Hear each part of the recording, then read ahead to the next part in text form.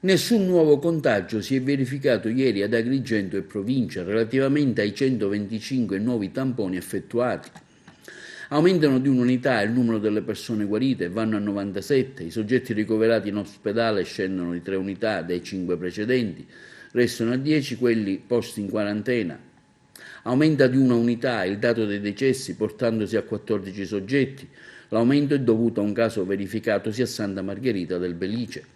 E proprio a tal riguardo un esposto alla procura di Sciacca è stato presentato dai familiari di Vito Cacioppo, un anziano della città belicina di 89 anni, morto qualche giorno fa nel reparto Covid dell'ospedale Cervello di Palermo, dove si trovava ricoverato. Il 23 aprile l'uomo era arrivato in ambulanza al Giovanni Paolo II di Sciacca con un'emorragia. Durante la TAC cui era stato sottoposto gli era stata riscontrata un'infezione polmonare e il successivo tampone aveva dato esito positivo al coronavirus, con conseguente suo trasferimento a Palermo. I congiunti dell'anziano denunciano però che l'esito di quell'accertamento in realtà sarebbe stato un falso positivo. I familiari ora chiedono alla magistratura che si accertino eventuali responsabilità e denunciano che il loro congiunto avrebbe dovuto essere curato come paziente no Covid. Il quadro in Sicilia relativo ai nuovi casi positivi è sempre basso, su 3.181 tamponi fatti, solo 8 non ne risultano positivi, mentre i contagiati scendono a 1.524, meno 15 rispetto all'ultima rilevazione.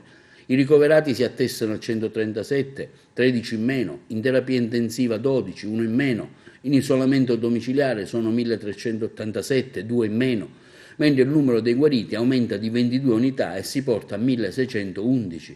Un decesso in più porta il totale a 268 soggetti. Il quadro delle province siciliane in generale diminuzione. Solo la provincia di Ragusa registra un caso positivo in più e si attesta a 30 unità, mentre costanti sono le province di Agrigento, Trapani, Caltanissetta ed Enna che non registrano nessun nuovo caso. In negativo anche le province di Catania, meno 5, e vanno a 629. Messina meno 5 si porta a 294, Siracusa meno 1 con 32 casi, meno 5 anche Palermo per un totale di contagi di 361.